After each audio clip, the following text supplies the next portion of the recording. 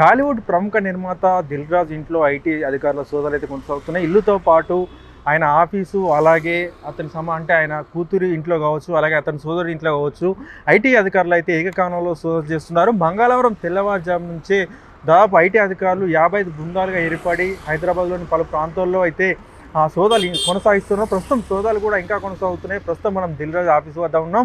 లోపల ఐటీ అధికారుల సోదాలు అయితే ప్రస్తుతం కూడా కొనసాగుతున్నాయి. మనం చూసుకున్నట్లయితే దాదాపు ఉదయం నుంచి 55 బృందాలు ఏకకాలంలో దిల్ రాజు ఆఫీసులోనే కాకుండా అటు మైత్రి మూవీ మేకర్కి సంబంధించి కూడా వాళ్ళ ఆఫీసులో కావచ్చు, అలాగే మైత్రి మూవీ నిర్మాత కావచ్చు, సీఈఓ కావచ్చు, వారిలలో కూడా ఐటీ అధికారుల సోదాలు అయితే కొనసాగుతున్నాయి. ఉదయం నుంచి ఈ సోదాలు కొనసాగుతున్నాయి. వీరితో పాటు సింగర్ సునీత భర్త, మ్యాంగో మీడియా అధినేత రాము ఆఫీసులో కూడా ఈ ఐటీ అధికారుల సోదాలు అయితే కొనసాగుతున్నాయి. మనం చూసుకున్నట్లయితే మైత్రి మూవీ మేకర్స్ వారు ఈ మధ్య పుష్ప 2 చిత్రాన్ని అయితే నిర్మించారు. ఇది బాక్సాఫీస్ వద్ద భారీ విజయాన్ని సాధించిన సంగతి తెలిసిందే.